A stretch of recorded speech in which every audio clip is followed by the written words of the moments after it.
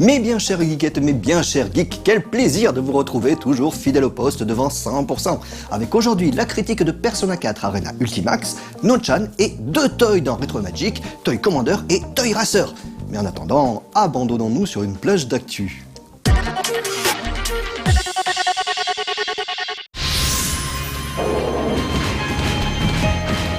The Legend of Legacy est un jeu à suivre de très près. Derrière son titre un poil générique et son esthétique minimaliste se cache en effet un JRPG au casting monstrueux. On comptera aux musiques, au scénario et au design quelques grands noms tels que Hamauzu Masahi, Kato Masato et Koizumi Kyoji. Ces artistes ont travaillé entre autres sur Chrono Trigger, Chrono Cross, Baten Kaitos et Xenogears. Rien que ça. Jeu de rôle au tour par tour, The Legend of Legacy mettra en scène 7 personnages dans leur quête du Star Graal, un artefact supposé rendre son possesseur immortel. Pour accomplir leur quête, les héros devront parcourir Avalon et pactiser avec les nombreux esprits élémentaires peuplant cette île mystérieuse. The Legend of Legacy est prévu au Japon pour le 22 janvier prochain, mais sa sortie n'est malheureusement pas prévue en Europe. Du moins, pas encore.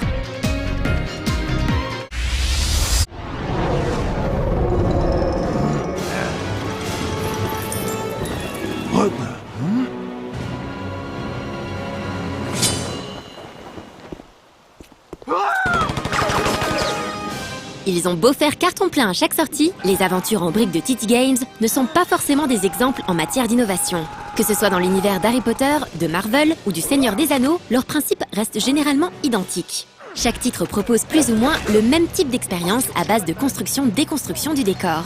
En 2012, Lego Batman 2 DC Heroes nous avait cependant surpris en apportant 2 nouveautés majeures à la série.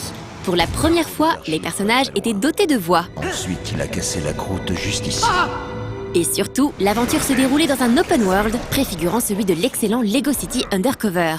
2 ans plus tard, DC Heroes s'offre une suite répondant au doux nom de Lego Batman 3 Beyond Gotham. Pour le Chevalier Noir, il s'agit cette fois-ci de repousser l'invasion de Brainiac, l'extraterrestre collectionneur de mondes.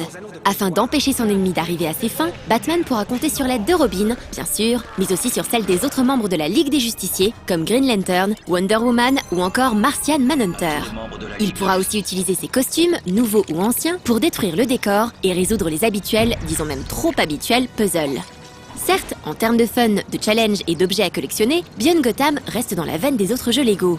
On regrette pourtant que ce 3e volet n'inclut pas de monde ouvert. Privé d'open world, Lego Batman 3 perd du coup tout ce qui faisait la force et l'intérêt de son prédécesseur. Pire, il donne le sentiment que la série fait un pas en arrière après avoir tenté avec succès de proposer quelque chose d'original. Concernant les prochains jeux à venir, on espère que TT Games sortira de sa routine confortable. Le studio semble s'y être enfermé un peu trop depuis près de 10 ans maintenant. Au moins, j'ai pas eu peur. Non, mais tu étais plein d'orgueil. Et ça aussi, c'est une émotion. Ce job m'apprend tellement de choses.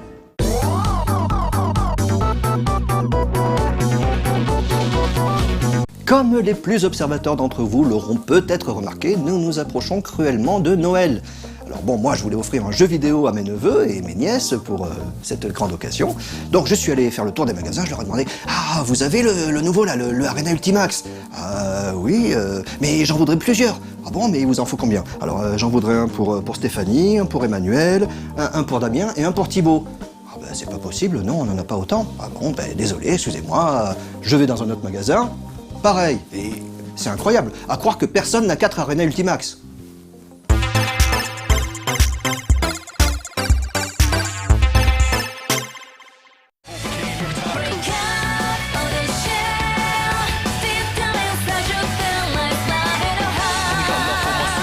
Vous vous souvenez de Persona 4 Arena?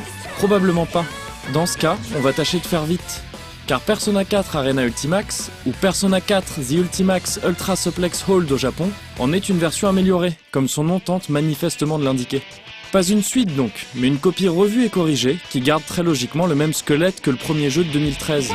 C'est-à-dire que l'on a affaire à un jeu de combat en 2D qu'il convient de ranger dans la catégorie non officielle des Air Dashers. Les Air Dashers, ce sont ces jeux de baston qui permettent le Air Dash et installent ainsi un jeu plus aérien et souvent plus impressionnant. Ça n'est pas une constante, mais ces jeux baignent traditionnellement dans une ambiance très typée animée et accordent souvent une place de choix au mix-up poussé et au combo à rallonge dont la victime peut généralement se sortir à l'aide d'un burst. Persona 4 Arena avait tout ça, et y ajoutait un système d'auto-combo qui permettait de réaliser des enchaînements assez longs et complexes en se contentant de marteler une touche unique. Évidemment, les combos ainsi produits étaient loin de représenter ce qui pouvait se faire de mieux en matière de dégâts, mais ils avaient tout de même le mérite de permettre aux débutants de se faire très rapidement plaisir. Le tout dans un contexte tiré des RPG Persona 3 et 4, dont avaient été extraits des personnages, des décors, et même une histoire qui faisait suite aux 2 épisodes. Ça fonctionnait plutôt bien, même si le côté très fanservice du jeu en faisait un produit de niche peu adapté aux standards de consommation actuels du jeu de combat, c'est-à-dire au online. Mais ça, c'était Persona 4 Arena donc. Et on parle aujourd'hui de Persona 4 Ultimax qui ne change pas énormément de choses en réalité. On y trouvera évidemment de nouveaux personnages. Junpei, Yukari et la paire Ken Koromaru issue de Persona 3 d'abord, mais aussi Rise de Persona 4, ainsi que 2 versions de Sho, un personnage entièrement inédit autour duquel tourne le nouveau mode story. 6 combattants tout de même, auxquels on pourra ajouter Mari, Toru et Margaret de Persona 4, si l'on accepte l'idée de payer du DLC dès la sortie d'une version Deluxe. Parmi les changements les plus visibles, on note également l'apparition d'une nouvelle version Shadow pour presque chaque personnage. Dans cet état particulier, choisi avant le début du duel, les combattants voient leurs statistiques modifiées pour gagner un peu plus de vie et perdre un peu en puissance d'attaque. Mais ils obtiennent surtout la possibilité d'entrer dans une sorte de transe qui permet de lancer des attaques spéciales gratuitement pendant un court instant. La porte ouverte aux combos les plus impressionnants, qui se payent tout de même par l'impossibilité d'utiliser le burst et d'entrer en état Awakened, qui octroie normalement un bonus de dégâts à un personnage au bord de la défaite. Ces gros sacrifices rendent les versions Shadow assez risquées à jouer en règle générale. Beaucoup trop en tous les cas pour les joueurs débutants qui auront bien du mal à profiter pleinement de leurs avantages, mais souvent pour les joueurs plus confirmés également, qui voient à raison la perte du burst comme quelque chose de potentiellement beaucoup trop handicapant. A l'inverse, le nouveau S-Hold System pourra contenter tout le monde en permettant de déclencher des attaques de plus en plus puissantes en gardant un bouton appuyé avant de le relâcher. Une manière de se passer de manipulations compliquées pour les uns et de trouver de nouvelles possibilités d'attaque avec un peu d'astuce pour les autres. Le reste de ces apports, Persona 4 Ultimax le répartit entre un nouveau mode story extrêmement bavard et une sorte de mode survival vaguement déguisé en RPG qui ne trompera pas grand monde. Combiné à la nouvelle représentation assez sexy des lobbies en ligne, ces ajouts font de Ultimax un jeu encore plus pointu que son modèle, qui n'avait déjà pas vraiment de leçons à recevoir dans le domaine. En proposant toujours plus de fanservice assumé, cette nouvelle version a beaucoup plus d'arguments pour convaincre les fans, mais pas beaucoup plus pour attirer les autres. Ça n'est pas nécessairement un problème, et un autre jeu estampillé Persona dont on vous parlera très bientôt en est la plus belle preuve. Mais dans le cas d'un jeu de combat, ça reste assez dangereux, parce que ça implique presque nécessairement un public très restreint, et donc des lobbies online peu fréquentés, et donc une expérience souvent frustrante pour les rares personnes qui se sont laissées tenter. Et, de manière plus flagrante encore que son prédécesseur, Persona Ultimax s'adresse donc bien mieux aux fans de Persona qu'aux fans de jeux de combat.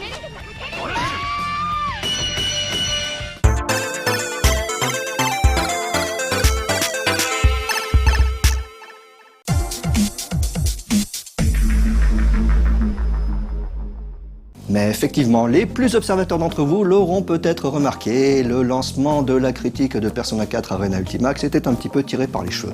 C'était absurde, j'en conviens, mais il y a plein d'expressions absurdes. Par exemple, la grève de la faim. Normalement, quand il y a une grève, c'est qu'il n'y a pas de quelque chose. Quand il y a une grève des bus, il n'y a pas de bus. Une grève des avions, il n'y a pas d'avion. Une grève de la faim, ça voudrait dire qu'il faudrait manger tout le temps pour justement pas avoir faim. C'est complètement grotesque. Et pourquoi je parlais de ça d'ailleurs? Ah ben c'était pour lancer notre chaîne.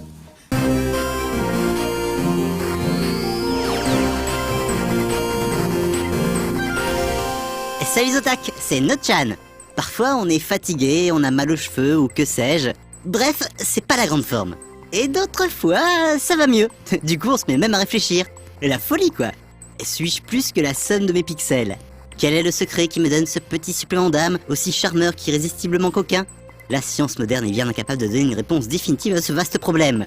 À peu près aussi vaste que mon ego, c'est dire. Cela n'empêche pas les scientifiques d'avancer dans leurs recherches et d'expérimenter. Par exemple, que se passe-t-il quand on transfère le connectome d'un lombric vers un Raspberry Pi? Le programme OpenWorm Project a schématisé le réseau nerveux formé par les 302 neurones du nématode C. elegans, un petit ver transparent. Le tout a été ensuite retranscrit en tant que logiciel qui permet à un robot de se mouvoir. La machine est construite à partir de Lego et pilotée par un nano-ordinateur. Le point essentiel étant qu'aucune programmation ou processus d'apprentissage n'a été nécessaire pour créer les mouvements du robot. Ces comportements émergent donc d'eux-mêmes. Du coup, le ver dans la briquette est-il vivant? Est-ce que le robot est une nouvelle entité? Le ver a-t-il été recréé dans ce corps de robot? Ça donne le tournis tout ça. Continuons à regarder vers le futur. Tenez, le bracelet Secret. Bien bel objet que voilà. croisement entre le smartphone, la tablette et le bracelet connecté. Particularité, celui-ci est équipé d'un picoprojecteur qui va balancer l'interface désirée, disons d'un téléphone intelligent, à même la peau du bras de l'utilisateur. Et en plus, on peut appuyer sur les icônes. Regardez, elles répondent. Le bracelet embarque également 8 capteurs qui détecteront la position des doigts pour réagir avec l'interface. Tout le monde va pouvoir s'adonner aux joies de répondre à ses mails dans son bain ou de tweeter dans ses toilettes dans la liberté la plus totale. C'est génial, non? Non? Ouais, bon, à voir. En pratique, il se pourrait bien que ce soit une fausse bonne idée à la Google Glass. Mais bon, ça fait rêver quand même. Le futur, c'est bien, tant que ça reste du futur parfois. Sans s'embarquer dans des montres connectées trop perfectionnées ni trop contraignantes, on peut rester sur un accessoire tout simple mais bien classe. Ainsi, cette montre en forme de convecteur temporel, à défaut d'être très pratique à consulter, sera bien design. Et en plus, elle ne marche même pas au plutonium libyen. Forcément, elle ne fera pas voyager dans le temps non plus. Après, c'est vous qui voyez, hein.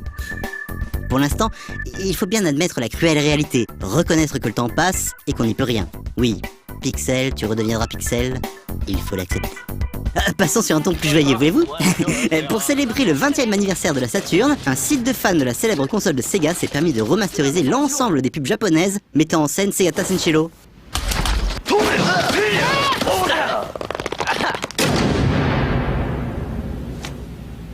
Segata Senshiro. Ce héros judoka, parodie de Sugata Sanshiro de Kurosawa Akira, fut interprété par Fujioka Hiroshi entre 97 et 98. L'acteur est également connu pour avoir été le premier Kamen Rider historique du petit écran japonais.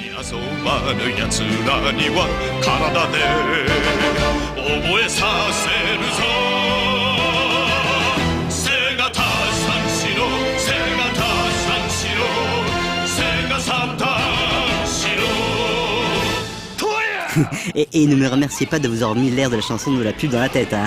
C'est cadeau, ça fait plaisir. Je suis comme ça, moi. Qu'est-ce que je ferais pas pour vous, oh, chers téléspectateurs? Et encore, ce n'est rien par rapport à la dévotion des gens de chez Bandai pour mettre en valeur leur sublime maquette. Cela faisait 4 ans que le constructeur n'avait pas sorti de modèle Perfect Grade, ultra détaillé donc, dédié à un Gundam. L'heureux élu de ce revival est le RX-0 Unicorn. Il n'y a pas à dire, ça pète. La maquette possède des parties en plastique rouge transparent du plus bel effet. Mais le top, c'est qu'avec le set de LED qui va bien, le tout prend alors une toute autre dimension. De quoi rendre honneur à la puissance du Destroy Mode du Mobile Suits. Le 17 est vendu séparément, évidemment. Pas folle la guêpe. Et le petit détail qui tue, la corne du robot contient un petit aimant pour s'assurer un maintien parfait lors de la transformation de celle-ci et du passage d'un mode à l'autre. Et je vais devoir passer à autre chose, sinon il risque d'y avoir des accidents bêtes. Quel dommage ce serait d'y laisser le peu d'honneur et d'amour propre qui me reste. Non pas douter, ce mecha saura marquer la brève histoire du Gunpla. Mais qui sait ce qui pourra résister aux affres du temps et aux remous de l'histoire. On peut penser à l'anecdote amusante de la toile La Dame endormie au vase noir signée Robert Bereni, peintre hongrois du début du XXe siècle. Tout le monde s'imaginait cette toile perdue dans les années 20 jusqu'à ce qu'elle finisse par servir de décor au film Stuart Little sorti en 99. Bien que d'innombrables personnes aient vu ce long métrage, ce n'est qu'en 2009 que l'expert Gergely Barki a repéré le dit tableau et s'est alors démené pour l'authentifier. Celui-ci sera mis aux enchères le 13 décembre avec une mise à prix fixée à 110 000 €. Pas mal pour cette œuvre d'art qui revient de loin. Je me demande si un jour un de mes t-shirts sera mis aux enchères. Soit parce que le motif était comme toujours un témoignage vibrant de votre affection indéfectible pour votre fidèle présentateur, doublé d'une valeur artistique indéniable, soit tout simplement parce que j'ai eu l'insigne d'honneur de le porter. Et sur ce, c'est évidemment en toute humilité, en toute modestie, que je vous dis à la prochaine les otaques.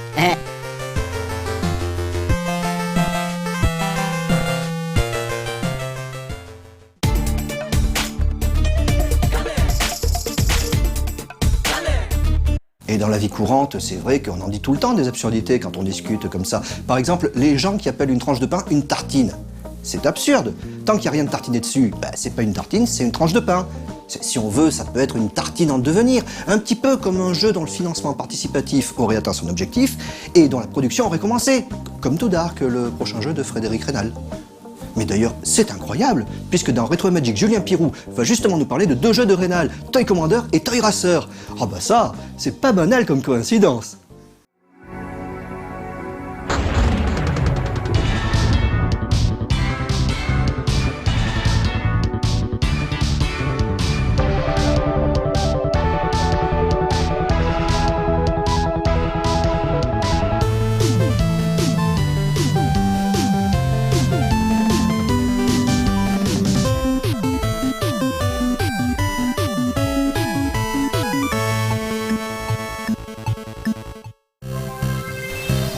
La frontière entre les jeux vidéo et les jouets est très mince, comme l'atteste l'histoire de Nintendo. Au fil des années, les deux univers se sont rapprochés, et on a vu naître des productions vidéoludiques prenant place dans un monde de jouets, comme par exemple Clockwork Knight sur Saturn. Cette tendance s'est accélérée après la sortie au cinéma de Toy Story, le chef-d'œuvre de Pixar, en 1995. À la fin des années 90, un jeu, qui n'est pas une adaptation de bande dessinée ou de film d'animation, va réussir le pari de replonger le joueur en enfance. Son nom, Toy Commander.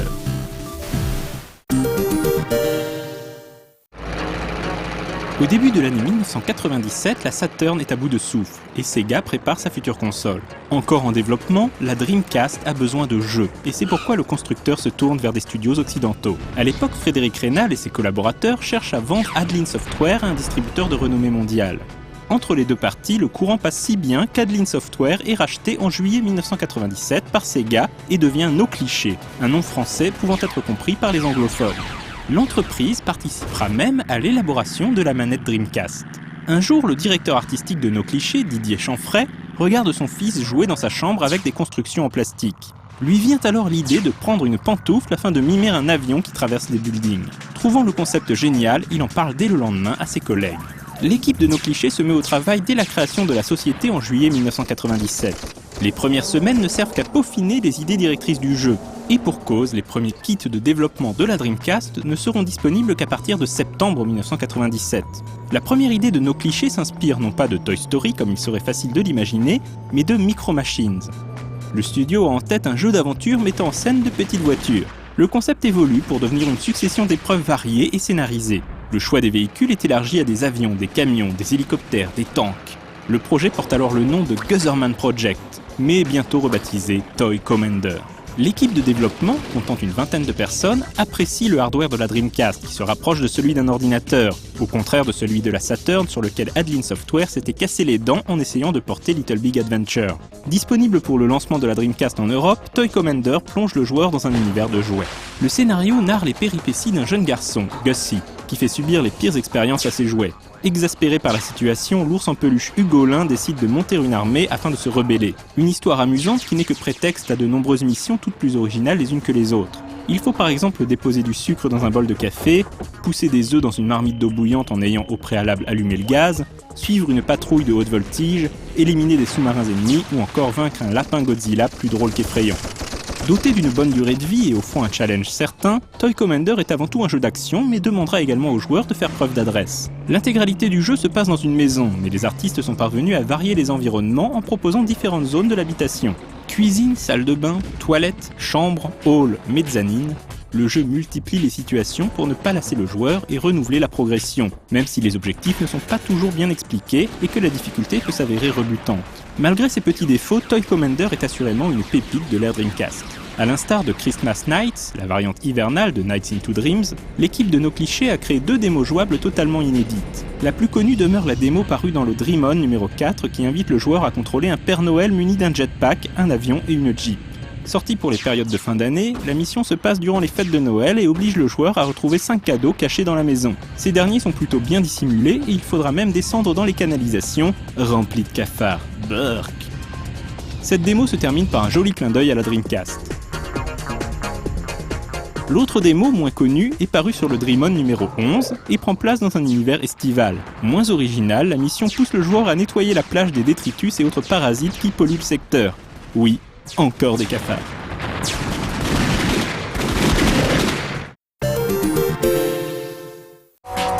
En décembre 2000, l'équipe de No Cliché donne naissance à Toy Racer. Il s'agit d'un petit titre sans prétention basé sur l'univers de Toy Commander. Jouable jusqu'à 4 simultanément, que ce soit en local ou en ligne, il ne propose aucun adversaire contrôlé par l'intelligence artificielle. Les seuls modes solo disponibles sont le contre-la-montre ou l'entraînement. Proposé à tout petit prix, 69 francs, soit une dizaine d'euros, Toy Racer a été conçu en l'espace de 4 mois. A l'origine, Sega a demandé à No Cliché de produire un petit jeu nécessitant une connexion. Comme l'équipe avait tout en place, que ce soit le moteur 3D ou les outils performants, elle n'a pas hésité. Les bureaux parisiens de Sega ont ensuite eu l'idée de lier le jeu à l'association Neuf de Cœur de Jean-Pierre Papin, une chouette initiative. Toy Commander est un titre emblématique de la Dreamcast. S'il n'a pas fait l'unanimité, il demeure pourtant très prenant, que ce soit seul ou à plusieurs. Après Toy Racer, No Cliché avait d'autres ambitions et planchait sur un titre appelé Agartha. On ne sait pas grand chose sur cette production qui n'a jamais vu le jour, à part qu'il s'agissait d'un survival horror permettant au joueur de choisir sa propre destinée avant de faire un choix définitif lors de l'épilogue. Malheureusement, Sega n'avait plus suffisamment de ressources pour soutenir sa console et la production de la Dreamcast fut arrêtée au début de l'année 2001. Lorsque No Cliché a fermé, Agartha était à peine jouable. D'après Frédéric Reynal, il restait au moins 1 an de développement. Assurément une grosse perte pour les joueurs. C'est pour cela qu'il faut retenir Toy Commander et ne pas oublier ce talentueux studio éphémère que fut No Cliché.